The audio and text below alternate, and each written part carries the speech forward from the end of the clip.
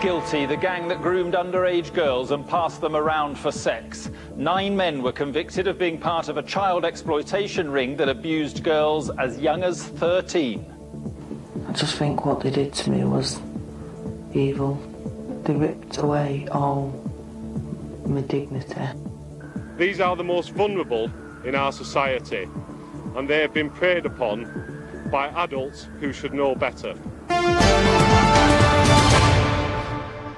Good evening. 9 men were found guilty today of exploiting underage girls for sex. They lured the girls with fast food and taxi rides and gave them drugs and alcohol to stop them resisting. The victims were aged between 13 and 15. They were passed between the men, abused and raped by some of them. Stephen Douglas reports from Rochdale, where the sex ring operated. They're men who groomed young girls for sex. A network of 8 British Pakistanis and an Afghan asylum seeker. Among them, taxi drivers and takeaway workers who flattered the girls with gifts and forced them to have sex in return. These are the most vulnerable in our society, and they have been preyed upon by adults who should know better. They targeted teenagers on the streets of Rochdale.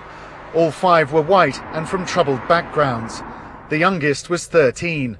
At just 15, this girl was one of the oldest. We've protected her identity.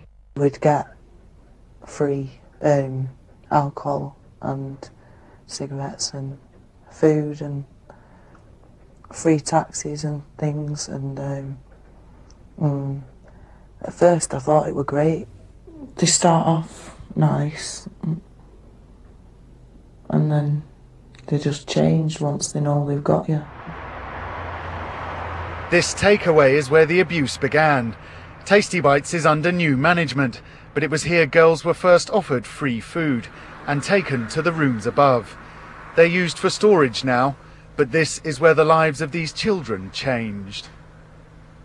After the men had befriended the girls, they would invite them upstairs. This is one of the rooms where they were plied with alcohol to get them drunk, and this is one of the rooms where they were sexually exploited. For some of the girls, it became a way of life. We'd get in the car and then they'd drive us and we'd get to the place, a flat or a house, and then there'd just be different men there waiting. Towards the end it was like, it could be up to 5 different men in a day.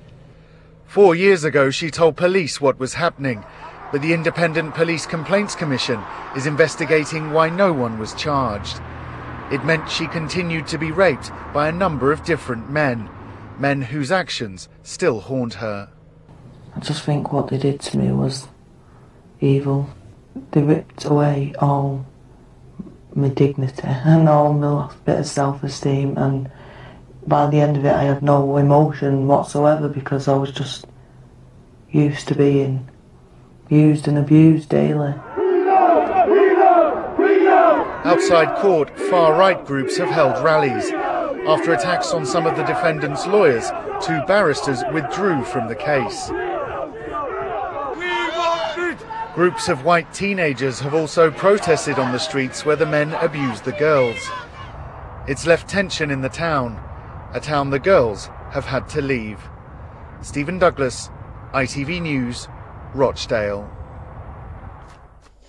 A spokeswoman for the Child Exploitation and Online Protection Centre said child sexual abuse spanned all cultures and ethnicities. But she claimed today's case highlighted the degree to which Asian men have been involved in the organised exploitation of girls. And this is reflected in figures obtained by our social affairs editor, Penny Marshall. It's about time someone from the community came out and gave an inside view about what goes on. You're listening to Imran, who's been so horrified by the underworld of sexual exploitation, he's agreed to talk about the crime. He's frightened of those involved, so we've protected his identity. When boys get bored, they do drugs, they start drinking, they drive around in cars. Once they drive around in cars, they look for girls. Imran told me those who do it are a small criminal element who target vulnerable girls. Half the people who groom they don't know what groom means. That's how stupid they are. What they'll say is, there's a bitch in the house, or there's a slag in the house, there's a whore, there's this, there's that, come down. So when they say that, they think, you know, what if she's in the house? She must be a slag. That's what they think. It's white males acting alone who make up the vast majority of sex offenders. Group offending's an unusual feature of grooming. But analysis of 5 recent investigations involving groups of offenders acting together shows that of the 52 charged, 83% were Asian Pakistani, 11% Asian other, 6% white British. This isn't unique to one group. However, yes, we've identified that there are patterns in which Pakistani men, Bangladeshi men, have been disproportionately involved in certain types of sexual abuse. And we're identifying what those factors are so that we can intervene. Intervention means talking about an issue with the law-abiding citizens that some of them find difficult to discuss. The older generation is more like, keep in the closet, let's close it. You know, it's like, let's not air our dirty linen out. But I think the younger generation, they want to talk about these things. We want to express our feelings on that this shouldn't be happening, and we're sick of it. I want to show the people that, look, this isn't in our religion, this isn't in our culture, this is wrong. So it was prevention. That's what it was.